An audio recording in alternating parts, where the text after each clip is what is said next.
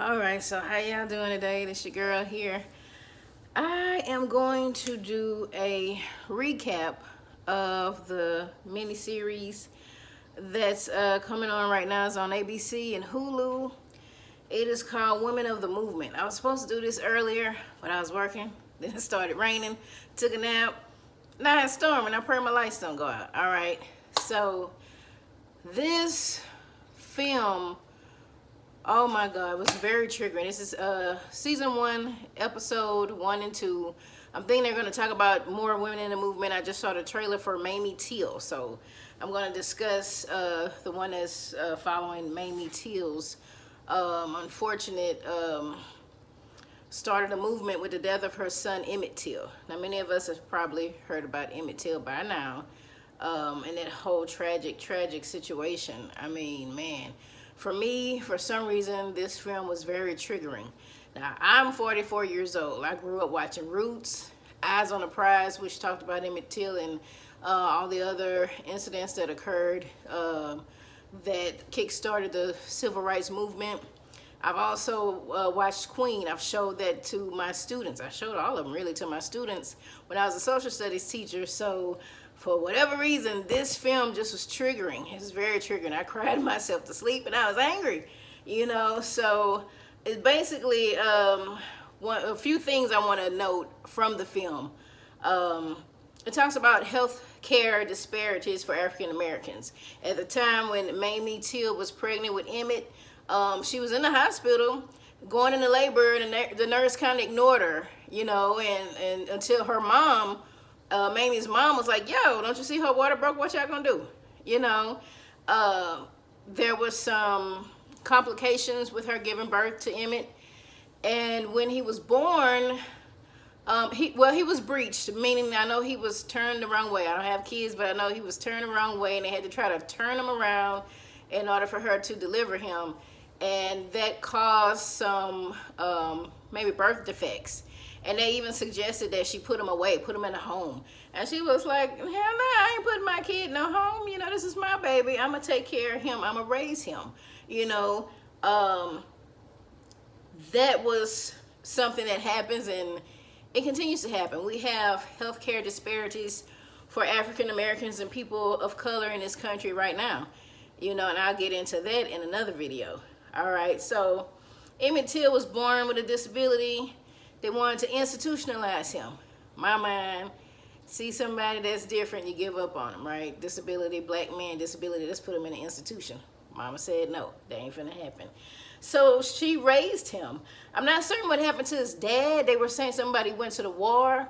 Not really certain how all that panned out. I didn't read the book. I need to go read the book. You know, if she speaks of that in the book. I know this film was based on her book that she wrote.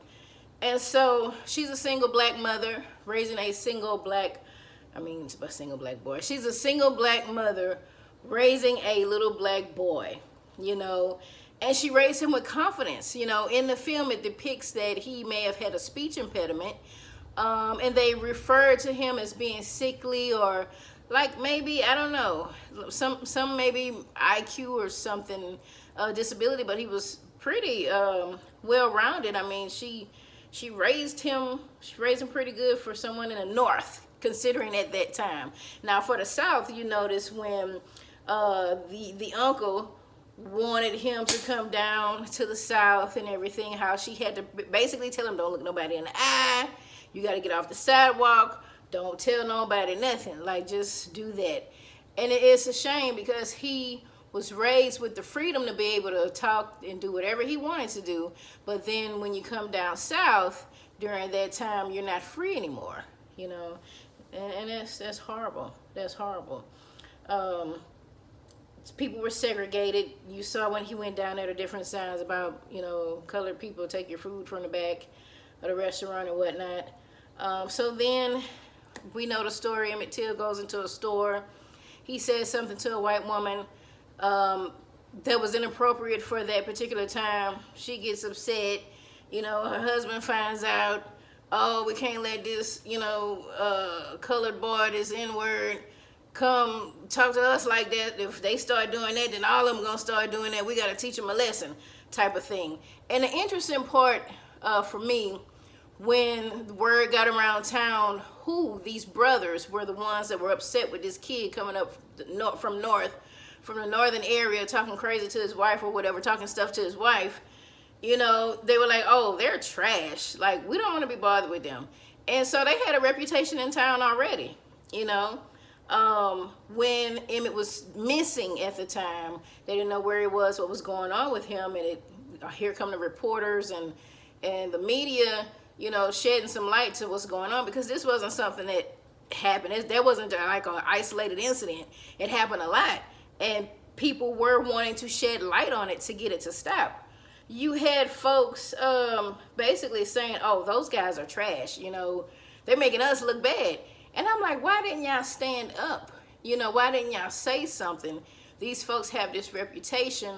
You know, they're the ones that are doing this barbaric stuff, and y'all feel like we don't do that no more. That ain't something we need to be doing. Why don't you stand up? You know, say something. See something, say something, do something. You know, and a lot of white folks did eventually, and have, and even today continue, once they really get an understanding of like, hey, you know, we just people. We just trying to make it. Nobody trying to, I don't know, you know, take over anything. We just trying to live, right? So then they find Emmett's body. My God, they didn't want to bring the body down. They didn't want the mom to see it. They really wanted to cover up. They wanted to hurry up and bury him before anybody knew what was going on, because they didn't want people to know they were still lynching folks, you know. But they were able to get the white funeral director to ship the body, but he said, don't let that mama see that. That's something the mother should not see. And when they brought that body, that lady saw them bringing that box off that train. Lord have mercy. It's like she was hoping it wasn't true. Then that box come off that train. It's like, oh my God, my child. Oh, I boo-hooed. I cried. I couldn't do it. I was like, my God. Oh, Lord. Oh, Jesus, have mercy. Okay.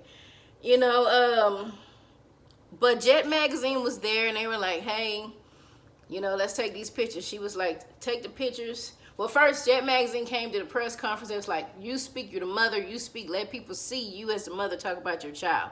And so when the body came and, you know, she saw it, she touched him, and her thinking back when he was a baby, I'm like, take me out of here. Because it was, oh my God, it was a lot. Really, really emotionally charged, man. She realized, yeah, that's really him. But she got her strength. You know, it was like, y'all not going to hide this. I want everybody to see what happened to my child. You know, take the pictures, put it in the Jet Magazine. I want an open wake. I want it now. Let's do this. And they were like, you sure? And she was like, yes. And I can tell you, history tells us if that had not happened, that wouldn't have kickstarted the civil rights movement when it did. I think eventually it would have happened. But that incident, a boy, you got a 14-year-old kid with a disability that says something. He didn't touch the woman. He didn't hit her. He didn't throw nothing at her. Even if he would have, it did not warrant what they did to him. You know, so how does that affect us mentally? You know, what happens with our mental health? You know, this is trauma. This is trauma that has occurred to African Americans for years, for centuries. That trauma is passed down genetically in our neurosystems. This is why Black people are have pre-existing conditions. That means this is stuff that genetically happened to me because of the trauma that my people experienced. It affect my neurological system. It affect my nervous system. It affect all these things, so I can easily be triggered. Learning how to cope with this stuff, you know.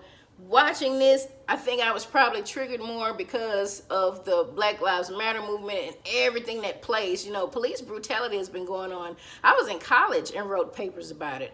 Okay, and this was like in 95, 97, 98. You know, I wrote papers about it, and it continues. So the continuance of watching this stuff on TV, thank God it hadn't happened to me. But for those who it even happened to, you know, it causes a lot of trauma, which triggers a lot of mental health issues, depression, anxiety, anger. You know, we have all these different things that occur.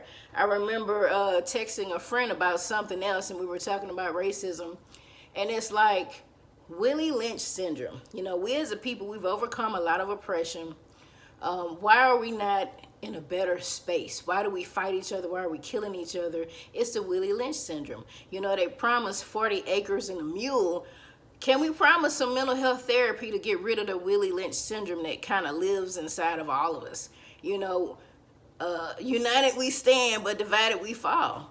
And there has been a lot of division. And at this point, we need to work on unity. We need to work on unity. So that was my recap of the Women of the Movement series, season 1, episode 1 and 2, talking about Mamie Till, Emmett Till's mother. So if you got Hulu, check it out. I don't know when the other ones are coming on, the other episodes, but I will check it out with my tissue. I'm going to be ready for it. If you were triggered, if you were indeed triggered by this series, because it was, take time to just breathe. Sit, breathe, you know, reflect. Know that you are in a safe space right now. Unfortunately, people had to endure this, and some probably still endure this type of stuff today. All we can do is use our power to vote.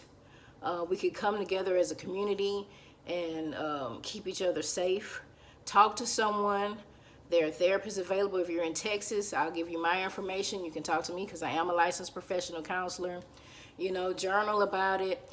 Write down what you're feeling. It's okay to feel what you feel, but don't project those feelings onto anyone else. You know, these things happen. Sometimes they still happen, but just know that you're safe. All right, any other questions, comments, or concerns, please feel free to hit me up. This is your girl, Larnika Lavlas, a.k.a. Linky Love. I'll holler at y'all later. Bye-bye.